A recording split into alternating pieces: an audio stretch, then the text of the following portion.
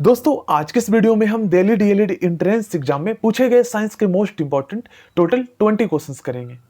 दोस्तों सिलेबस के बारे में आप लोग तो जानते ही होंगे, दिल्ली डीएलएड एंट्रेंस एग्जाम में साइंस के टोटल जो है 30 क्वेश्चंस पूछे जाते हैं। देखिए फ्रेंड्स, फर्स्ट क्वेश्चन है हमारा, आखिर उस उपकरण उस यंत्र को हम क्या बोलते हैं जो यांत्रिक ऊर्जा को जो है ना विद्युत ऊर्जा में रूपांतरित कर देता है। तो दोस्तों यांत्रिक ऊर्जा को हम इंग्लिश में मैकेनिकल एनर्जी बोलते हैं। तो दोस्तों सबसे पहले जो है ना हम समझ लेते हैं कि आखिर हम मैकेनिकल एनर्जी किसे कहते हैं, आखिर होता क्या है। उसके बाद दोस्तों आप इस क्वेश्चन का आंसर जो है इजिली कर पाएंगे। देखिए फ्रेंड्स, यदि आप इस इमेज को जो है ना ध्यान से देखेंगे तो आप जो है मैकेनिकल एनर्जी क्या होता है आप इसको जो है इजीली समझ पाएंगे। सबसे पहले दोस्तों आप देखिए, ये जो हैमर है ये जो है अपनी काम करने की स्थिति में है, अभी ये स्थिर अवस्था में है, काम करने की स्थिति में है, बट यहाँ पर वर्क जो है स्टार्ट नहीं हुआ है। तो जो भी वस्तु अपनी काम करने की स्थिति में हो, इस स्थिर अवस्था में हो, उसे हम क्या बोलते हैं दोस्तों, स्थितिज ऊर्जा, जिसे हम इंग्लिश में पोटेंशियल एनर्जी बोलते हैं। ठीक है ना, पोटेंशियल एनर्जी कहते हैं। अब दोस्तों यहां पर आप देखेंगे तो ये जो है ना यहां पर वर्क स्टार्ट हो चुका है, हैमर जो है यहां पर जो है चलना स्टार्ट हो चुका है। तो जो अब यहां पर एक चीज नोटिस करेंगे कि ये हैमर जो है ना ये गति में आ चुका है। तो दोस्तों इसको हम गतिज ऊर्जा बोलते हैं, ये मतलब इंग्लिश में इसको हम काइनेटिक एनर्जी बोलते हैं। और दोस्तों इन्हीं दोनों को योग को जो है ना पोटेंशियल एनर्जी और काइनेटिक एनर्जी के योग को हम मैकेनिकल एनर्जी बोलते हैं। और यहाँ पर दोस्तों वर्क जो है हो चुका है, तो यही होता है हमारा मैकेनिकल एनर्जी, मतलब कि गतिज ऊर्जा और स्थितिज ऊर्जा के योग को हम मैकेनिकल एनर्जी कहते हैं। अब दोस्तों इस क्वेश्चन का आंसर जो है ना आप इजीली कर पाएंगे। तो एक बार हम समझ लेते हैं विद्युत मोटर क्या होता है। तो दोस्तों आपने जो है ना आपके घर में फैन होगा, तो फैन जब आप देखेंगे दोस्तों तो उसमें जो है ना विद्युत मोटर लगा होता है। और विद्युत मोटर दोस्तों विद्युत ऊर्जा को जो है ना ये यांत्रिक ऊर्जा में रूपांतरित कर देता है। अब आप फैन जब आपका ऑफ होता है तो वो स्थितिज ऊर्जा में होता है, और जब ऑन करते हैं तो वो गतिज ऊर्जा में आ जाता है। तो इन दोनों के योग को हम क्या बोलते हैं, यांत्रिक ऊर्जा। तो जो विद्युत मोटर होता है ना, फैन में यूज होता है विद्युत मोटर, और दोस्तों वॉशिंग मशीन में विद्युत मोटर का यूज किया जाता है। तो ये क्या करते हैं ना, ये विद्युत ऊर्जा को जो है ना यांत्रिक ऊर्जा में चेंजेस कर देते हैं। अब फैन हमारा जो है घूमता है तो ये यांत्रिक ऊर्जा होता है। अब डायनेमो क्या करता है दोस्तों, तो डायनेमो आपने गांव में जो है ना जनरेटर देखे होंगे। जनरेटर क्या करता है दोस्तों, जनरेटर में जो है ना कुछ फ्यूल डाला जाता है, और एक जो है ना लोहे की भारी सी जो है ना एक पहिया होता है वो घूमता है। तो वो क्या करता है दोस्तों, वो जो है ना एक मोटर को घुमाता है। तो ये यांत्रिक ऊर्जा जो है, यांत्रिक ऊर्जा को जो डायनेमो होता है ये विद्युत ऊर्जा में रूपांतरित करता है। तभी तो दोस्तों लाइट जलती है, ये चीज आपने नोटिस किया है। डायनेमो का यूज दोस्तों आपने बांध, जब जो बड़े बड़े बांध बनाए जाते हैं ना वहां पर डायनेमो लगाया जाता है, और ऊपर से दोस्तों जो स्थिति ऊर्जा में जो पानी होता है बांध में वो नीचे जब गिरता है तो डायनेमो को जो है घुमाया जाता है। वाटर की मदद से जब डायनेमो घूमता है तो उसमें जो मोटर होता है ना वो विद्युत जनरेट करता है। तो यही होता है हमारा डायनेमो का कार्य। तो इसका राइट आंसर ऑप्शन ए होगा। मतलब कि दोस्तों विद्युत जनरेटर जो डायनेमो होता है वो यांत्रिक ऊर्जा को विद्युत ऊर्जा में रूपांतरित कर देता है। चलिए अब हम नेक्स्ट क्वेश्चन करते हैं। तो दोस्तों अगर आप यांत्रिक ऊर्जा को और भी सिंपल शब्दों में समझे ना तो यांत्रिक ऊर्जा को आप होते हुए देख सकते हैं। सेकंड क्वेश्चन है हमारा, विद्युत हीटर किस सिद्धांत पर कार्य करता है। काफी ज्यादा इंपॉर्टेंट क्वेश्चन है। तो दोस्तों इसका राइट आंसर होगा ऑप्शन ए, जूल उष्मीयकरण। क्वेश्चन नंबर थर्ड है, विद्युत मोटर किस सिद्धांत पे कार्य करता है। तो दोस्तों आपको पता है विद्युत ऊर्जा, आपको ये तो पता है ना कि विद्युत जो मोटर होता है ये आपको पता है विद्युत ऊर्जा को जो है यांत्रिक ऊर्जा में रूपांतरित कर देता है। बट यहां पर पूछा गया किस सिद्धांत पर कार्य करता है, तो इसका राइट आंसर होगा ऑप्शन ए, चुंबकीय प्रेरण, मैग्नेटिक इंडक्शन। दोस्तों अभी मैंने इस क्वेश्चन का आंसर आपको बताया है, तो इस क्वेश्चन का आंसर दोस्तों आप लोगों को कमेंट बॉक्स में बताना है, ठीक है ना। इन दोनों में से कोई एक इसका राइट आंसर होगा।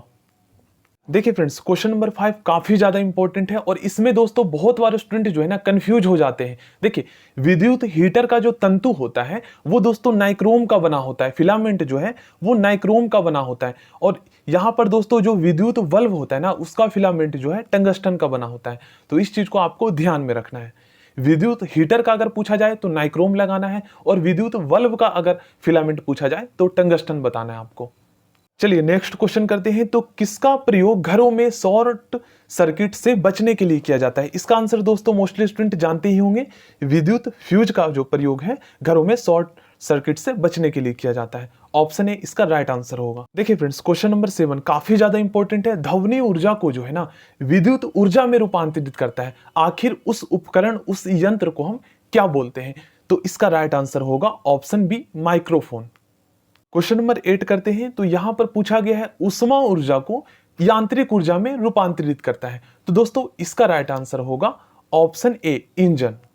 देखिए दोस्तों, क्वेश्चन नंबर 9 में पूछा गया है रासायनिक ऊर्जा को प्रकाश एवं ऊष्मा ऊर्जा में रूपांतरित करता है। तो दोस्तों इस क्वेश्चन का आंसर अगर आपको नहीं भी पता ना, तो आप थोड़ा सा दिमाग लगाकर इस क्वेश्चन का आंसर आप लोग राइट कर सकते हैं। देखिए सबसे पहले दोस्तों आप लोग एक चीज नोटिस कीजिए कि मोमबत्ती का जलना कौन सा अभिक्रिया है? तो ये एक प्रकार का रासायनिक अभिक्रिया है। और रासायनिक अभिक्रिया में दोस्तों आप एक चीज नोटिस करेंगे कि जब मोमबत्ती जलेगा तो कहीं ना कहीं एक प्रकार से रासायनिक ऊर्जा उत्पन्न होगी और इस ऊर्जा में प्रकाश एवं ऊष्मा भी होगा।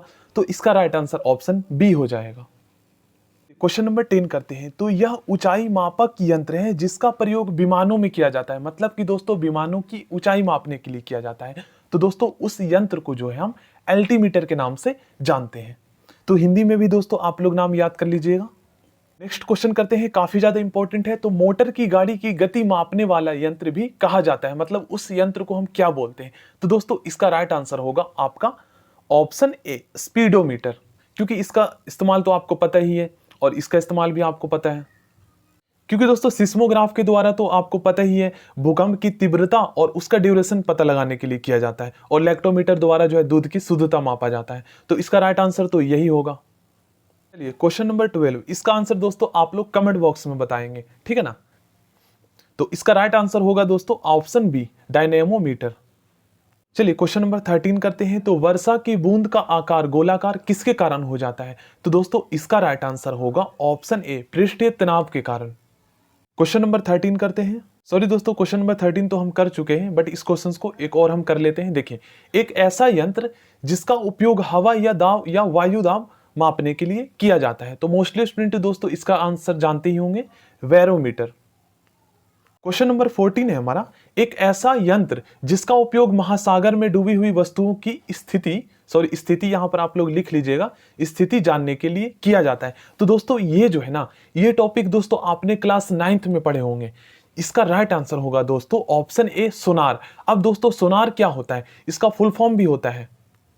ये तो क्वेश्चन नंबर 15 हमारा इसी पे आधारित है। तो सोनार का पूरा नाम क्या होता है? तो दोस्तों इसका राइट आंसर होगा option A, sound navigation and ranking जो है सोनार का फुल फॉर्म होता है।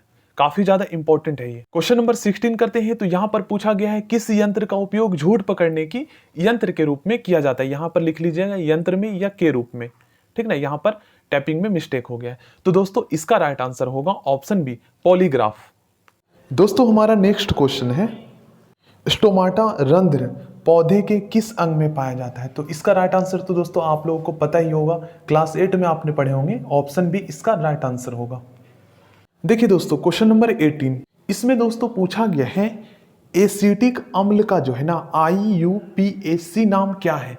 तो दोस्तों एसिटिक अम्ल का यहाँ पर जो है रासायनिक नाम पूछा गया है। IUPAC का मतलब होता है international union of pure and applied chemistry. मतलब कि रासायनिक नाम जो है इसके द्वारा निर्धारित किया जाता है। तो इसका राइट आंसर होगा ऑप्शन ए, एथेनोइक अम्ल के नाम से हम जानते हैं। मतलब कि एसिटिक अम्ल का रासायनिक नाम जो होता है ना, एथेनोइक अम्ल होता है। देखिए फ्रेंड्स क्वेश्चन नंबर 19, इसमें पूछा गया है जो प्लांट सेल होते हैं ना, उसमें जो कोशिका जो सेल बॉल जो बना होता है वो किसका बना होता है? तो दोस्तों इसका राइट आंसर होगा हमारा ऑप्शन ए, सेलुलोज का। दोस्तों क्वेश्चन नंबर 20 है, वस्तु की स्थिति में परिवर्तन क्या कहलाती है? तो दोस्तों इसका राइट आंसर जो है हमारा ऑप्शन बी होगा, गति। So thank you friends, next video मिलते हैं। ऐसे ही इंपॉर्टेंट क्वेश्चंस के लिए आप चैनल को सब्सक्राइब कर सकते हैं। और दोस्तों कब आपका जो है एंट्रेंस एग्जाम के लिए जो है ऑनलाइन फॉर्म फिल किए जाएंगे, ये सभी मैं आपको इसी चैनल के माध्यम से जो है इन्फॉर्म कर दूंगा। क्योंकि दोस्तों जून या जुलाई में ही जो है फॉर्म फिल किए जाएंगे। तो अभी से दोस्तों आपके पास टाइम है, आप लोग जो है अच्छे से एंट्रेंस एग्जाम की तैयारी कीजिए।